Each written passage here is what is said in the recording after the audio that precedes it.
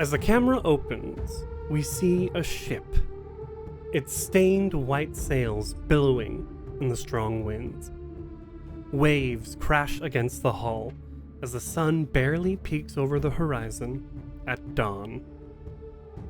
The Naiad's chime makes a wide berth around the Reef Ardona, a massive sandbank separating the mouth of the River Adivian from the already protective Gem Crown Bay. As the ship turns eastward, some of the sails drop, and it begins to cruise along between the reef and the Gem Crown cliffs towards West Crown. We zoom in. On deck, we can see the halfling sailors of the Naiad's Chime already busy at work, having anchored outside of the bay to avoid the shadow curse of West Crown. They are hurriedly returning to the city to pick up the next delivery and to drop off those who had just finished delivering their own crop. Ida, where is Sombra?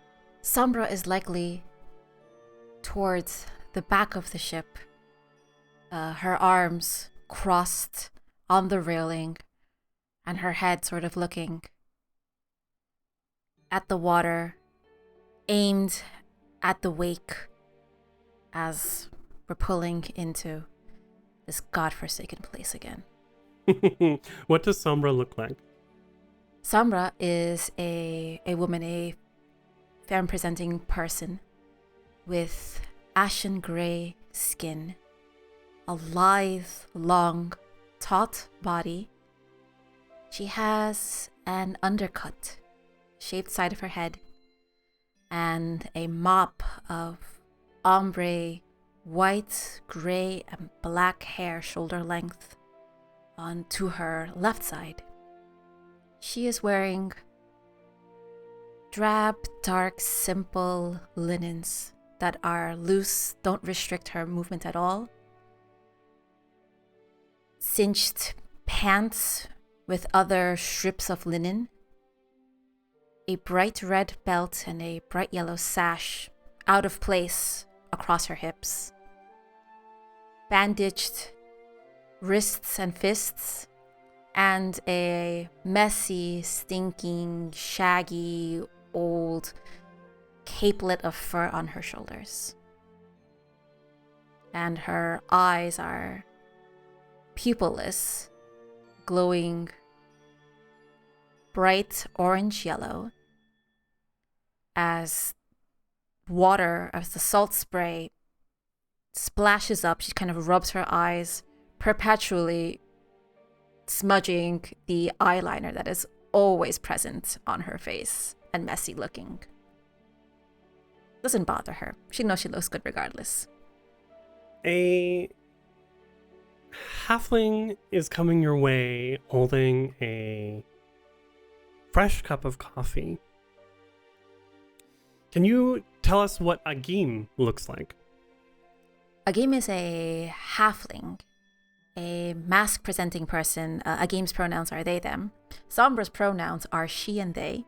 Agim is dressed in sort of clean leathers, a well-pressed collar popping underneath. However, there's likely going to be old stains, stiffness in the rest of the leather, probably from overexposure to salt. Their face is very clean-shaven, somehow, miraculously. And there is more linens wrapped around the top of their head, probably because it's cold and wet and just so annoying to be here. Coffee does smell good, though. Yes. While the morning air is cool, especially out here on the bay, as the sun rises steadily, we can already, and we get closer to land, we can already feel the air of the late summer day beginning to heat up. Agim hands you a cup of coffee and says, well, headed back to West Crown. And they They kick one of their bare feet across against the beam of the railing that the two of you are standing next to. You excited to see? I guess not, looking at like your face. No, I am not excited. Well, maybe. Gee, Sombra, I really don't know how to make small talk with you. You brought coffee. You're in my good graces. Okay, I'll take that as a win today. And then sips their coffee. Am I going to be afforded the luxury of a break, or do you have something else already lined up? Well, we'll see when we make port. I personally don't have anything lined up, but we'll be heading back to the Belle of the Sea. And well, there might be another crop waiting for us. And they make a sort of like clench their teeth. Goddamn bumper crop this year, hasn't it been?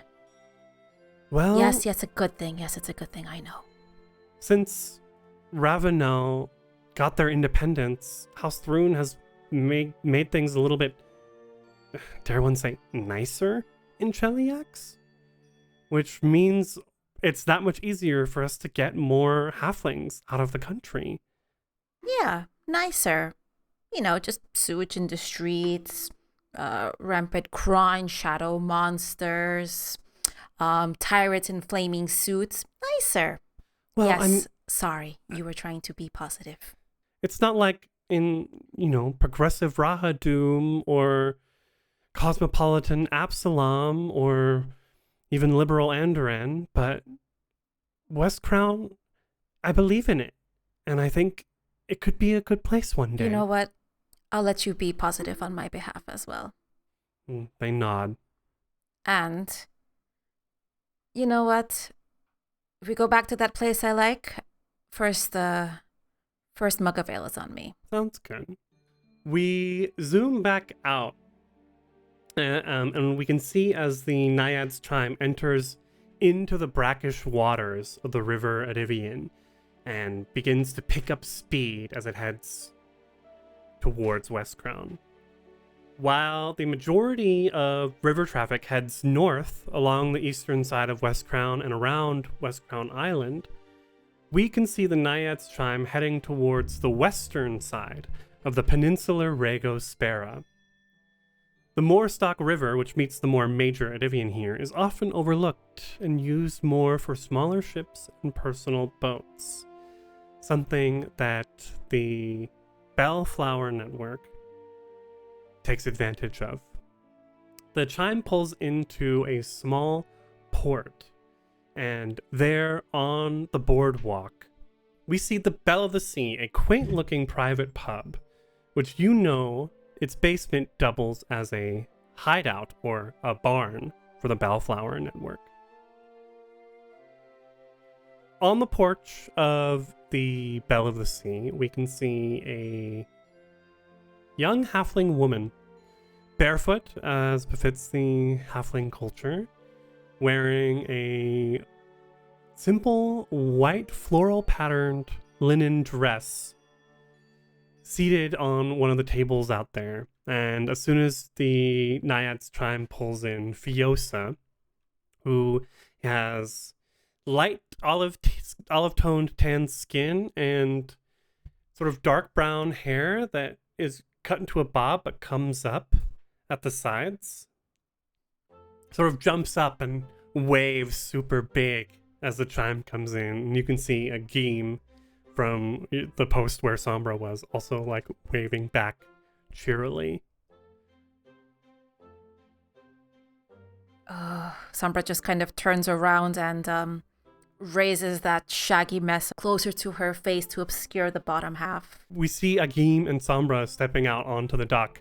You can begin to feel the heat emanating off of the stones of the city already. This is late August, and immediately as you step onto the dock, we can see a bust of Eridan himself here. A statue of a man with a strong goatee wearing a tabard of a winged eye on his chest. Fiosa runs down. Hello, hi! Come on in! I've got breakfast waiting. Oh. I look at Agim. Do I have to? It's free food, and maybe they have another job for us. I'd like to diversify our jobs in the future, please. Oh, fuck, I smell bacon. Okay. You got me. As Fiosa leads you into the Bell of the Sea, it is rather empty, being breakfast time. She takes you to a table. You can see dangling around her neck is a wooden holy symbol of Iomade, a sword with a sun backdrop behind the hilt pointing downward. And if you look at the other employees here, they are all also wearing the same holy symbols. Having been here before, you know this place is run by worshippers of the inheritor herself, the woman who inherited Aridin's place as the deity of humanity. So, I hope everything went well. How was Rahadum, Fiosa says. It was not West Crown. Thankful for that much. One of these days, I feel like you're not going to come back, Sombra. Well, if breakfast is promised, then I'm kind of stuck here, haven't I? And for the record, thank you. Actually, I'm really glad to see you here. I have a friend who's coming by, and, well, he wanted to know if I knew anyone who, had some extra muscle and wouldn't mind doing a little bodyguarding. Yeah. I nod and look over to Agim and I sort of look pleased. Sombra's face says that, this is something simple, easy peasy, straightforward, no complications. Sombra looks almost a bit relieved, but is still trying to look somber, look serious. Maybe tightens her arm a little bit to ensure that any muscle definition is noted. Agim sort of looks at Sombra to see how they're reacting and then turns back to Fiosa. Well, I guess that excludes me, but Sombra, you definitely want to help out, right? Bodyguarding. Muscle. I am good at those things. Depends what exactly needs the bodyguarding and what is in need of my muscles. Well, my friend needs to visit Rego Cater. Rego Cater is the northernmost quarter and the city's ruins, therefore quite dangerous. Many criminals hang out there. And he's worried, of course, about that any dangers that might pop up. That sounds very dangerous. That sounds risky. That sounds expensive. She sort of bites her lip and chews on it for a second. Well, unfortunately, I can't use any funds that are dedicated towards agriculture for this task. This is a side project that we're working on. And I don't really know what's available. You'd have to talk to Arael. Okay. Well, I can appreciate that budgets need to be kept. Otherwise, you can't afford, the rakes and the hose and all the sorts of important things. Yes, but I don't exactly do charity work. Fuck, I kind of do. But come on, I will need some sort of payment. And you'll certainly get one. She's like, I'm gonna get some more bacon, and then kind of runs off real quick, her bare feet patting against the wooden floor. Did you know about this, Agim? Mouthful of eggs. I had no idea. So you didn't vet it either? Honestly, that Theosa's working on a second project. That's news to me. But I do know who Arael is. He's one of the priests that sometimes works here. What the hell is a priest wanting to go into Radio Cater? Beats me. To go minister to some beggars, maybe? Oh, seriously, there needs to be some pay for this. I am behind on rent and it's not pleasant. Speaking of, let's get you paid for the job you just did. So you have underworld lore as a Black Market Smuggler? Yes. Feel free to roll that, or you can definitely roll. I think thievery would make sense as well. I rolled a total 14 on thievery. Let's give you a silver piece. How generous. Well, we're splitting it, Sombra. You know what else I could split? As she sort of presses down on the table and you hear the wood start to creak and groan. No, but Sombra, I'm gonna be a real tiller after this. And then I'll be able to make sure that you get the funds you need. If you're gonna go be a real tiller, focus everything you have on that. And maybe look for other tillers, people who want to be tillers. Not everyone is meant for the farm life. Perfect. Okay. As breakfast is wrapping up, we see a Ayuvaran man, half elf, half human, with a tanned peach skin tone, while he does appear to be like somewhat pudgy's not the right word. It's a round face. He's a round face. He does, like, the cheekbones are under there somewhere. The elven sort of cheekbones with long pointed ears. Wearing leather armor and a sword at his side. And of course, dangling on top of the armor is that holy symbol of Iomedain. The Iovaran man looks around and comes over to your table. Good morning, Fiosa. I hope this is... Hello, I'm Ariel. And he sort of offers his hand towards you as you're sitting there. Sombra takes a second to look at the hand. Is this hand smooth and has not seen much work? Is this hand calloused? Is this hand tanned? This hand is calloused from practice swordplay. Although the calluses don't appear to be fresh. Sombra doesn't hide the fact that she turns her head and is really inspecting Ariel's hand first.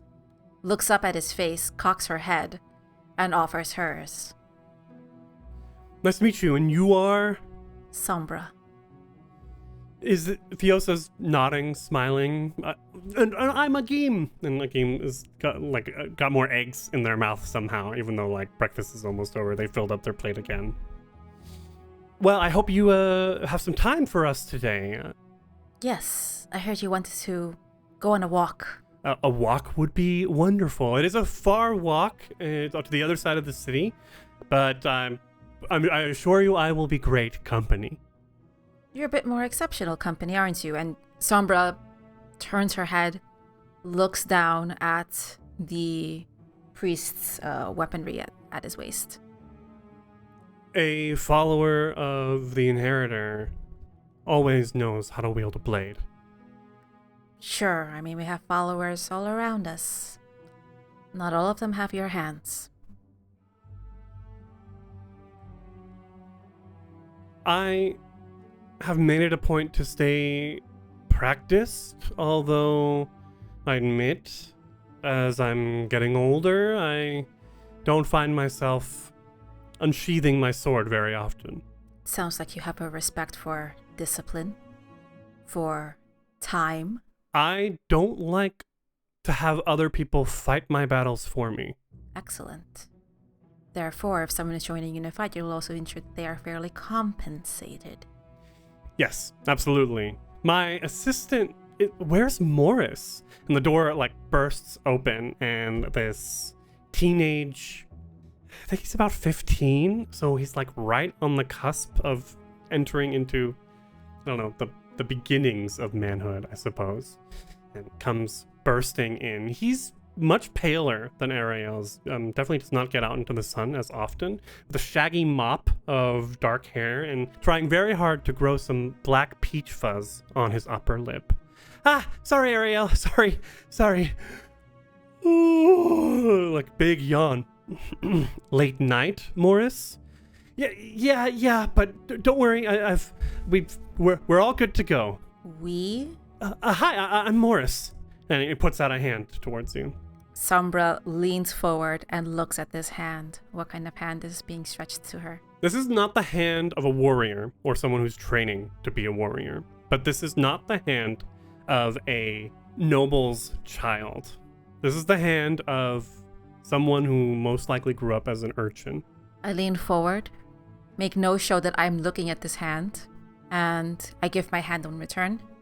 And I give this one a fair squeeze. Not intended to hurt him, but intended to squeeze nonetheless. He doesn't react too hard. He's probably felt hard squeezes on the hand before. And sort of nods to you, and then hands a small money pouch to Ariel, who opens it up. Would a gold piece be okay for the day? I think a gold piece suits me just fine. And if you have any other walks you'd like to do and need company, I would appreciate you keeping me in mind. I hope that today goes well. Ariel nods and smiles and hands you the gold piece. Ariel nods, and the three of you head out. As you head north from the most southwestern part of West Crown, in the Rego Sakaro, the priest's sector, you walk through many temples and chapels and cathedrals, and you specifically make your way up and around to Eridan's Rise, a double plateau that rises up more than 200 feet above the rest of the city. Most people here refer to this place as the vacant throne, where Eridan was expected to come down from the heavens 100 years ago before he died. From here, looking to the east, you can see the Eridan Nama, this 90-foot tall statue that you could even see from your boat as you were sailing into West Crown, of Eridan himself. We also see the Katara Nisudidia, this infernal pentagram-shaped cathedral to Asmodeus. And you know that at night its great crystalline skylight glows sinisterly red. As we come down from Eridan's Rise, we pass by the Temple to Zon-Kuthon, the Midnight Sun. We can see outside of this temple are other fetchlings with their dark gray skin and glowing eyes. Ariel looks up at the temple that once belonged to Sarenrae and then looks at you. Yeah, you don't strike me as the religious type. No, not interested. I used to be. Really? Yeah, really. Mind if I ask what happened?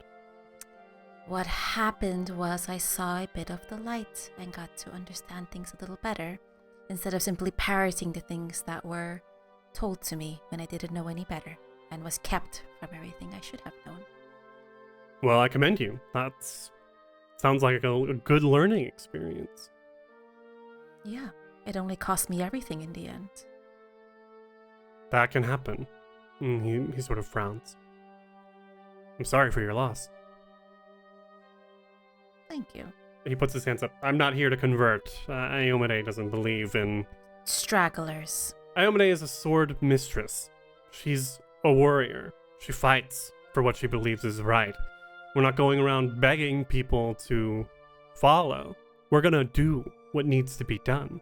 I can appreciate that. But still, as you pass by the Midnight Sun, it's a sad sight. I mean, it used to be, 100 years ago, was the Temple to Sarenrae, and then that shadow curse came. You know what happened, right? Supposedly I did all of that. Supposedly I was, the one scaring the children when they didn't eat their vegetables. I'm not saying anything about that. It's just one night, the Sarenites were there, and the next, they were gone. And fetchlings moved in. Anyway. And he, looks awkwardly and keeps walking. I think Sombra takes a extra second to stare back, notices his discomfort, and takes just a little bit of pleasure of catching this priest with this foot in his mouth, and tries to draw it out a few seconds longer. He just clears his throat and like keeps looking forward. I mean, some people don't know any better. And some people need to find a source of strength to attach themselves to. Because without that, even that, pointing towards the symbology of the chains and all the darkness it represents, there's worse still. I agree. There are worse things to worship, I suppose. And he sort of just keeps nodding and moving forward. How long would you say it takes to cross the city? If I'm looking at like the little closed off areas of houses, they're not literal, of course, but if I were to equate one little cell of houses as 5 to 7 city blocks, this would be like at least a 3-hour walk, if not more. Even if you're going in a straight line and not taking detours. But they're probably going up steps. They probably have to going around walls. 3 hours from bottom to top. I'll take that. 3 hours all the way. Yeah, without scenic stops or stops for at a cafe for whatever delicious brew they have. We're hitting midday, probably after midday at this point. It's been a tough walk. Ariel and Sombra are doing it pretty well. Morris is straggling. You can tell he definitely, as he said, he had a late night and is absolutely yawning, and the dark circles under his eyes are even more evident as the day is going on. But eventually we hit the Obrigan Gate, which the Rundatari manage and leads into the Rego Cater. We can see there is some traffic moving through here, mostly people coming out from Rego Cater. Homeless people, as well as some leshies, plant people, and 1 or 2 goblins who are coming into the city to work or going back home in the Cater where they don't have to pay rent and can live in dangerous, dilapidated buildings with no security or anything. The guards nod and let you through. And indeed, as soon as we move into the Cater, you can see the security, air quotes, of Rego Crua, for example, which is definitely low income. There were lots of tanneries and slaughterhouses in that area, is traded here for absolute ruin. You can even tell, though, that at some points these buildings and homes were fine, magnificent. Occasionally you'll turn the corner and there will just be a beautiful mural of angels trumpeting Eridan's arrival from clouds parting, and it's almost fully intact with just a few pieces out of place.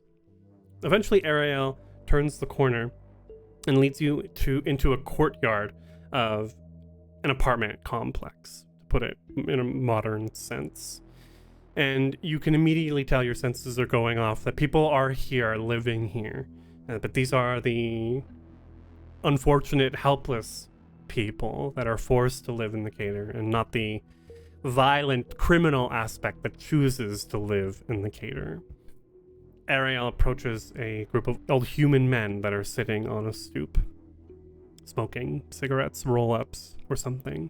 Hello, I'm looking for Benjamin. And Benjamin raises his hand. An older human man with a long graying beard that's quite scraggly, and a darker skin tone sort of stands up. I am Benjamin. You're that priest that was asking questions, right? And Ariel nods. Can we speak privately? Benjamin says, you got that payment you were offering? And Ariel nods. And from the pouch that Morris gave him, he pulls out 2 silver pieces. Wait. Sombra walks up, stands between Ariel and Benjamin, puts her hand out to receive the 2 silver from Ariel. Ariel hands it to you. Passes it to her other hand, and immediately hands it to Benjamin. She's being a physical presence between the two. Yes. So you have information on the Hellspawn bandits that have been killing citizens in West Crown. And Benjamin nods. Aye, they be calling themselves the Bastards of Erebus. Erebus? Are they actually connected to hell? Fuck if I know, the old man says. Do you know anything about the wooden token that they leave behind at their crimes? Benjamin says, I think it must be their calling card or something. Sombra is standing nearby, taking in stock of the area, kind of wondering that, fuck, is Morris gonna be okay? What the heck did they just say? What the heck is this priest getting themselves into? Go ahead and roll me a recall knowledge religion. This will be secret because it's a recall knowledge check. Sombra would have otherwise known or recognized some of those names. But instead, she's taken to a memory.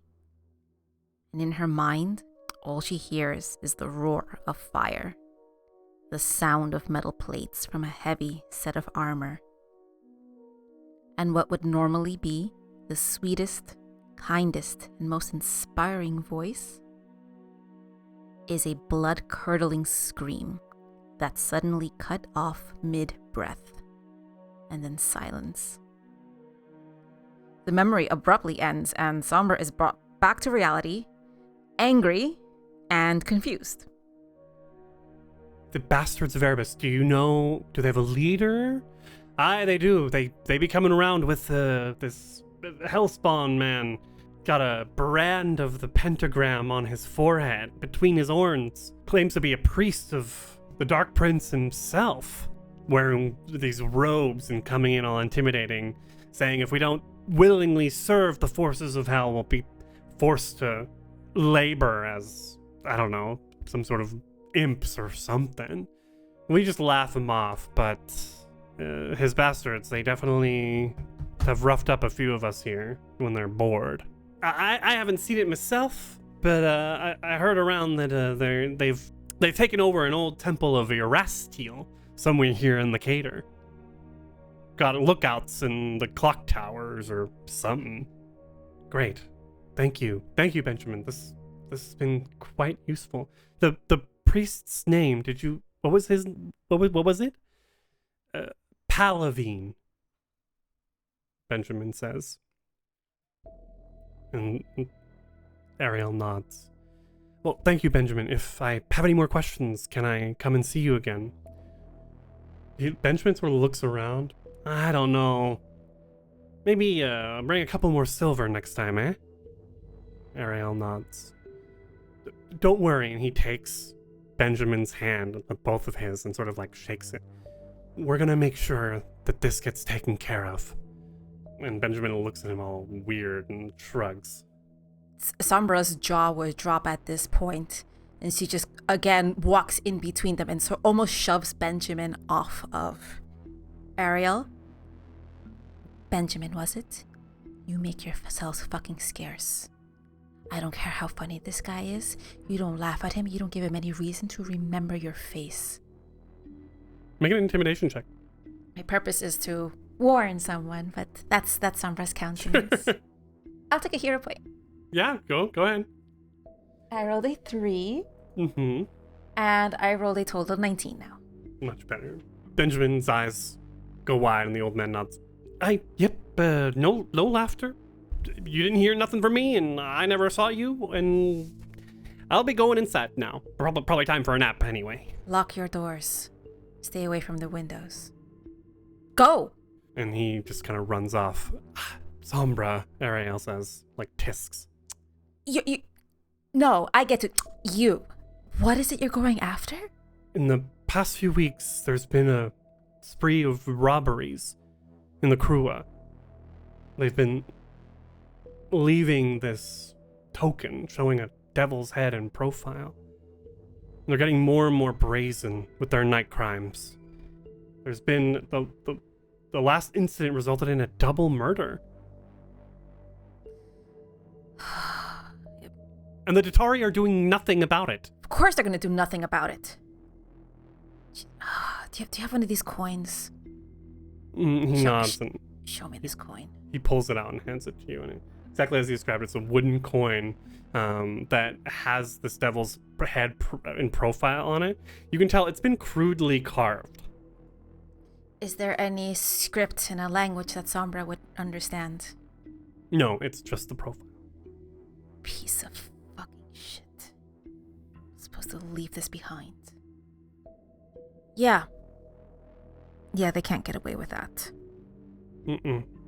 Next time I take up an offer, you give me the whole fucking story.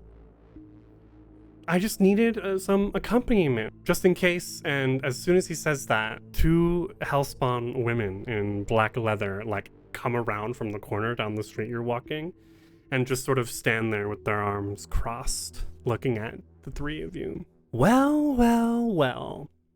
If it isn't the do-gooder that's been asking around. They both almost look like twins, although you can tell that the makeup they've put on is actively trying to accentuate that effect. They might not actually be sisters, but they both have red hair and a tanned peach skin tone with a black lipstick, and of course horns, denoting their infernal, diabolic ancestry. We heard you have been asking questions about us, and looky-loo, look what happened to walk right into our laps. And Ariel sort of like, now, I think we can talk about this peacefully? And they shake their heads. Hell no. And laugh as they pull their daggers and begin advancing. Sombra will skid in front of Ariel and from her back pull out a wooden round shield. The front of the shield looks like a barrel's top. Ooh, okay. It looks unassuming, it looks gray and worn, but Sombra knows it's reinforced. In the pinch, she's often used it to hide. No one looks behind a barrel lid. Sombra knew that Ariel has some capacities. She'd kind of glare and frown at the priest, but if she would turn her head further back at Morris, she would glare at Morris and with her face say, "Get the fuck out." Ariel, like, puts a hand on your shoulder and, like, whispers in your ear, "Vizio's." Does this mean anything to Sombra? You recognize it as the name of Vizio's Tavern in Rego Scripa. Sombra looks confused, recognizing the name of the tavern. And then Ariel and Morris start running. Okay, let's roll initiative. I did raise my shield. I will have that up. My Hellspawn thugs get to go first. Okay, as Ariel and Morris begin running away, the Hellspawn twins laugh in unison. This should go well. It should be balanced. I say this every time, but I'm always a little nervous. Cool. The Hellspawn twins both draw hand crossbows as their first action, and will target you. And we'll take two actions. I just need to double check. Is it loaded? Yeah, well, I always count crossbows as always loaded, the first one. Because I'm sure there's safeties, right? Who brandishes an empty crossbow? Yeah, right. First action, they both pull out a hand crossbow and then will shoot. Critical miss! As Sombra sort of sees them raising their crossbows, and before the sound of their bolt leaving, sort of immediately tries to break the crossbow mid-air with her bow shattering it. And for their third actions, we'll reload the crossbow. They're each going to at least get one shot off, and the second shot is a big miss also. You're sitting at 21 AC. Nice with that shield. Okay, Sombra, they've both taken shots at you and reloaded their crossbows, hand crossbows. What do you do? Your shield remains raised until the start of your next turn. So this is my turn, so the shield is gone. Or rather, the shield is lowered. Oh, so we're not gonna talk. I mean, you're both kind of cute. We could have resolved this some other way. No? Not biting? What if I told you, and she switches to Diabolic to say, I like your lipstick. I think it would look very good on me. They're furiously reloading and looking confused. Sombra is going to stride her full movement. Just 25 feet. She's just a bit too far away. And with the shield at her side, she raises her other arm and points her fingers together and sort of raises her wrist as well in front of them and enters crane stance. Now, first one's free, and I'm going to use my third action to raise the shield as well. So Perfect. You see her hand with her curved fingers looking over the shield as well. Those were my 3 actions, and I basically said go for my face. The first Hellspawn, air quotes, sister, switches from the hand crossbow to a dagger as she steps to her right, diagonally to your left, and just goes to stab at you with the dagger. Getting closer and closer, that's another miss. I push forward with my shield as the dagger comes at me to sort of parry it off. And the second Hellspawn sister will follow in her sister's footsteps, switches to the dagger, but instead of stepping like that, she's going to stride immediately behind you, flanking with her sister. Sisters be flanking! This one misses by 1 and directly hits your wooden shield. She curses in diabolic, and we come back to you, Sombra. Ooh, it's been a while since I've been sandwiched between 2 ladies like this. Well, my turn, and I'm going to target the one in front of me. My shield comes down. Go, and I'm going to flurry of blows as my shield goes down. And with my hand that has the fingers raised, I'm going to immediately raise my elbow up and sort of curve it into the side of her face and attempt to strike with a crane wing. Flurry of wings. A total 13 Meets beats.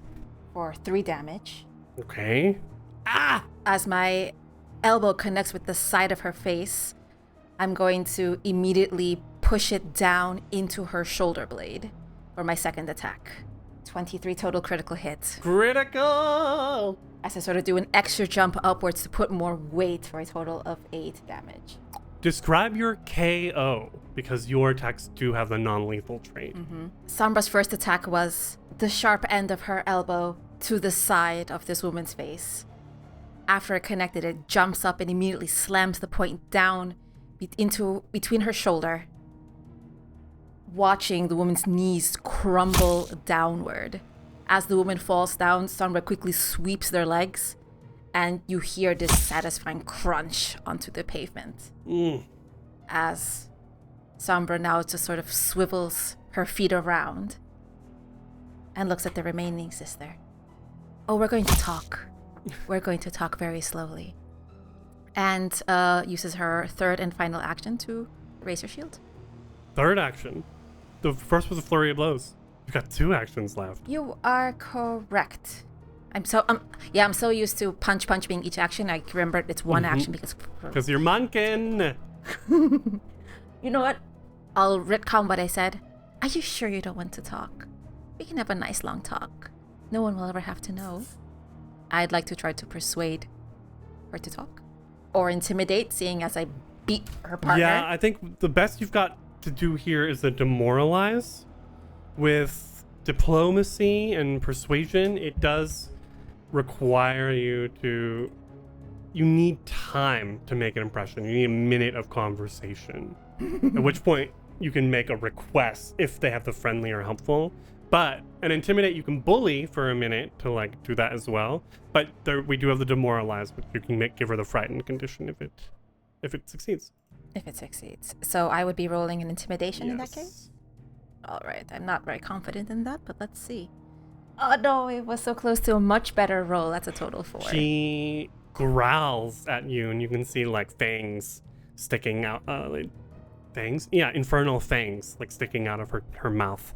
Oh, no, I'm not into biting. Raises the shield. She takes the dagger and just starts I can slash with the dagger. Is it a versatile? It is. She takes the dagger and just begins slashing furiously at you. Critical miss on the first one. Critical miss on the second one. Miss on the third. Just slash. Hits the shield on the second one. You are literally stepping out of the way of each of these strikes. Ah! All right. I tried. I really did. And I'm going to lower the shield. The shield is lowered, rather. And I'm going to just kind of get into her face and do a flurry of blows. The first attack will be a headbutt. Total 13. Meets beats. I pull my head back and just slam the front of my skull into her forehead. Immediately blood gushing down her face. At this point, I'm going to do a low kick to the side of her knees to get her to crumble to the ground, or try to. For critical! A critical hit, total 24. As I not only just kick the side of her knees, I grab her other hand and pull in the opposite direction. For a total of 12 damage. Describe your KO. There's the force of Sombra's kick even ripped through any sort of high boot or clothing that was in here. And there's just this shattering crash on the ground. Any sort of rouge or other liquids that these partners may have used to get pretty, it's going to be ruined when they're conscious. Mm-hmm. Whatever little bottle they were carrying is shattered. At least on this one. The other one, you can easily grab that a tube of her black lipstick. So you can see how that looks on yourself. Look around quickly. Ariel and Morris definitely took off. And there's now silence. I want to look for signs of these wooden tokens. They both have a wooden token on them, as well as 5 silver pieces each. I'm gonna pocket that 5 silver. So 10 in total. I'm going to grab the wooden tokens, and I'm going to try to drag them somewhere slightly less conspicuous. At least out of the direct summer sun and into one of the nearby abandoned buildings. There are plenty of. I'm going to rip their clothing so there's kind of makeshift binds together. And I'm absolutely going to take the surviving vial of black lipstick. And I'm going to make my way to the bar that Ariel and Morris said they'd be waiting for me at. You make your way back through O'Brien Gate. You see no sign of them. Fuck. It takes a long time to get there. Sombra would like to, looking up and around, her first thought of action would be to get to a roof and just do a quick survey. Are they around, or are there other people looking for, maybe a do-gooder, busybody priest? I won't make you roll for this. You're able to climb up a ladder, escape somewhere. Parkour. And you do a quick eagle eye view of the area.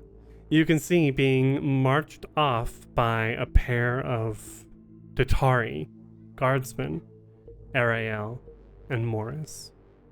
Fuck.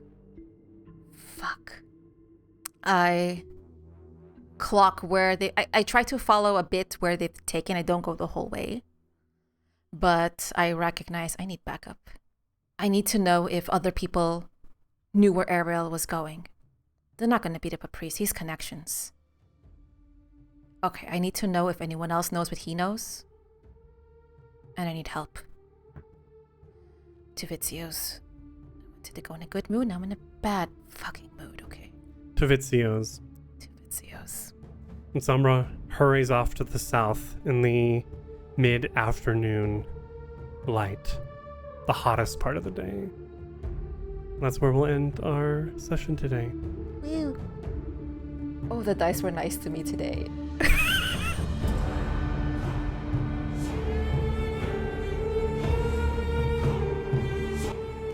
Tumble Through presents Twilight's Edge, a Pathfinder 2nd Edition actual play of the Council of Thieves adventure path, converted from Pathfinder 1st Edition.